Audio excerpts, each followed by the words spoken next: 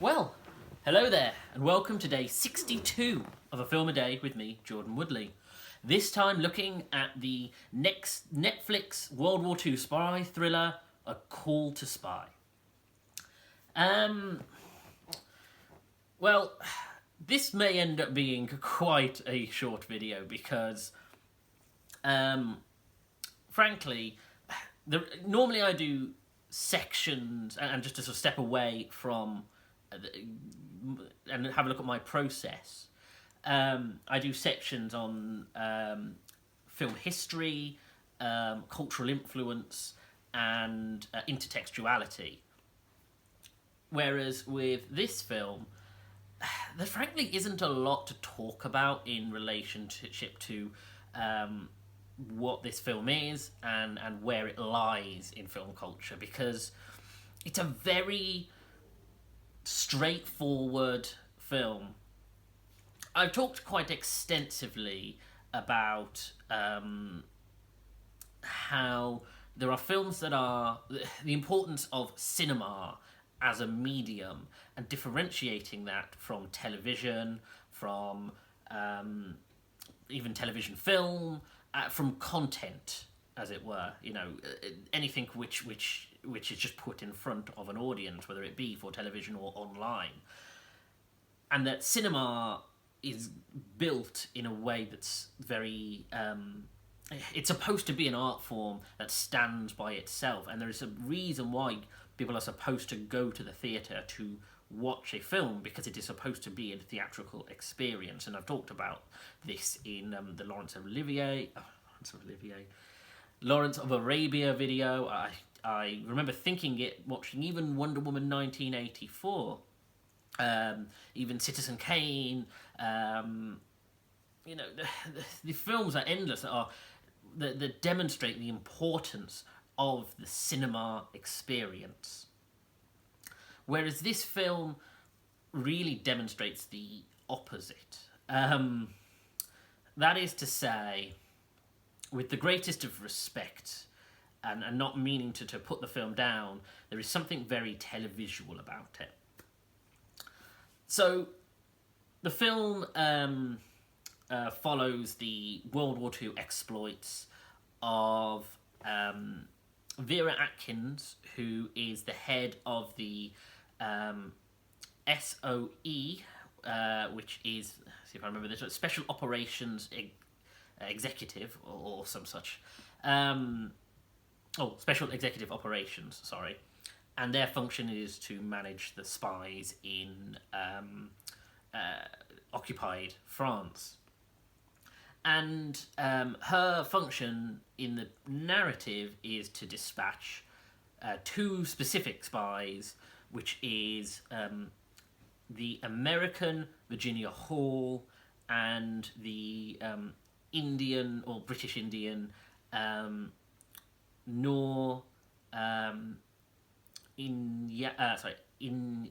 Inyata Khan. And it's very much just about sending them and them spying in France to help undermine the German engine of war as it makes its way to Britain. And it demonstrates that very well. It is a competently made film. You know, the performances are good, the representation of World War II Britain and France are good, and I'm... If there's any field where I wouldn't show any real expertise in or knowledge of, or it's costuming and set design, it's not something that I would particularly show any strength in. So I wouldn't be the person to say whether the representation of the period is accurate or not, and whether someone feels like they're in World War II France and whether it has all the right look and style to it. Though feeling is important, actually, I suppose, and to its to acknowledge it, it does feel authentic. It does feel like a solid World War II drama. But talking on feelings, in previous videos I've also talked about the difference between thinking and feeling in a film, and the idea that there are some films that will really make you think, and some films that will really make you feel. And frankly, the best films do both. But if I was to prioritize one, I would put feeling over thinking. Whereas this film definitely does the opposite. It was very educational and informative, and I'm watching it going, oh, it's very interesting, you know. So I was aware of Noor. However, the only reason that I'm aware of Noor Inayat Khan is because, and when it comes to obscure figures in history, most of the time, the reason I will have heard of them is by Doctor Who, in one way or another, or whether it's someone I have never heard of and I'm learning about them, or someone who I've heard of but I develop a greater knowledge of them. A lot of the time, it is because of a Doctor Who. And so I'd never heard of her before last year's Spyfall, which features her as a major character. So when I heard this film was coming out, I was like, oh, I would love to actually see an actual historical representation of the character. The fact that she is this Muslim pacifist, half Indian, half American, who's fighting. You know, like I said, she's a pacifist and part of a Islamic group who believes in peace and anti-violence. And the fact that she is still fighting, quote-unquote, in World War II, although as a spy, but she's fighting against the Germans. And so I was intrigued in that character, and I wanted to know more about her. Virginia Hall I'd not heard of, and nor had I heard of Vera Atkins. But again, these are interesting historical. But the problem is that I'm just not being stirred. I'm not feeling anything from it. I'm being informed by the experience, but I didn't connect to the characters in a way that I felt their peril. Obviously, through Doctor Who, I was aware of Noor's eventual fate, and again, sorry, this is a spoiler of sorts, but because it's a historical event, take it as you will. But it's the fact that I know what happens to her, and yet when she is going through the film and threat is upon her, I just wasn't feeling the fear that I should have been. And similarly with Virginia Hall, that same sense of threat to her, that she's actively on the in the battlefield and doing covert missions, and yet I just didn't feel that. And with her, I didn't know what happened to Virginia Hall, and so I should have been more stirred by what I was experiencing, but it was very. It was not connecting with me. Now, the problem is, okay, so I will relate it to a film that may be a controversial parallel, but if I put it alongside The Imitation Game.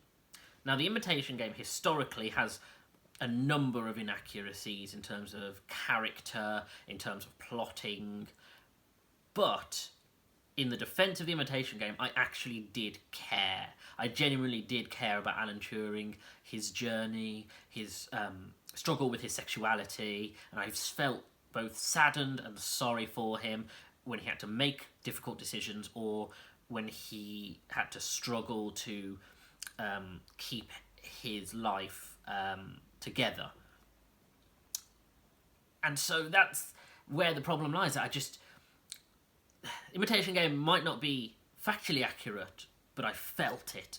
Whereas A Call to Spy is more accurate, probably, but I just didn't feel it. I just wasn't connected to it.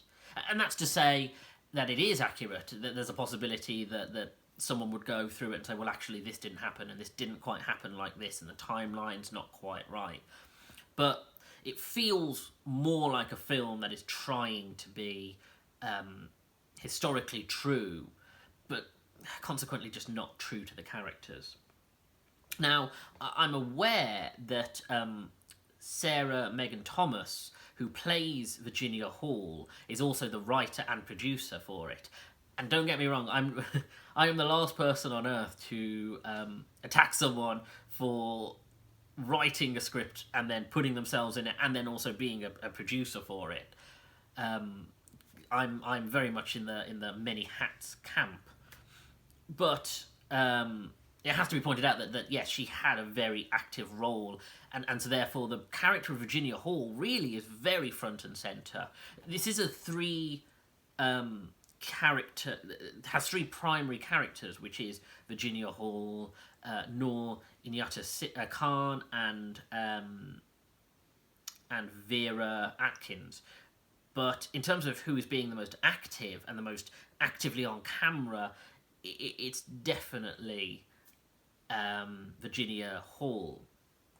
And again, there's nothing wrong with her performance. She actually is very good at the character that she's portraying, and playing a character with a disability as well, with her wooden leg, or the character has a wooden leg, I should say. She does perform well. So there's nothing to really attack her on it. There's nothing to criticise and say, oh, this was a passion project or a egotistical venture. Again, this film is very competently made. But when I look at the cast and I look at the writing, and it was directed by Lydia, what was her name? Lydia Dean Pilcher. And I've looked through all of their credits, and they're just not people. They have been professionals in the industry for years, but they just haven't been in things I'm aware of. Now, that doesn't mean much, but consequently, I'm looking at their careers and just thinking, okay, I wonder if a lot of their work is independent. I wonder if their work really veers onto televisual work. And as I say, this felt televisual. This really did feel. And again, I feel like I'm being unkind, but I have to be honest, and it feels like a 3-part mini-series rather than a feature film.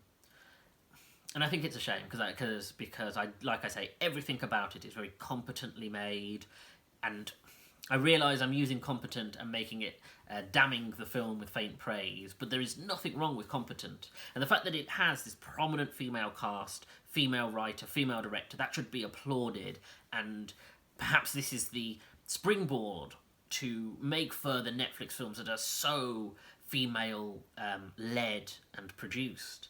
But I just think creatively, it just didn't have the cinematic stimulus that I was looking for. And its length is another problem. It is 2 hours and 4 minutes. And though yesterday, when I was talking about Place Beyond the Pines, and saying, oh, that's a long film, I can see the ambition behind it. I can see why it's a long film, even if it doesn't work. Whereas this film is long and arduously so. So, interesting, and if you're a historical buff, maybe you'll get more out of it than I would, but at the end of the day, I'm watching cinema, not documentaries, or at least I am watching documentaries for this series, but I'm looking for cinema rather than a historical text. So, anyway, you can, if you could, please like the video, subscribe and share, and you can follow me on Twitter at Jordan_Woodley. I'll see you again tomorrow. Take care.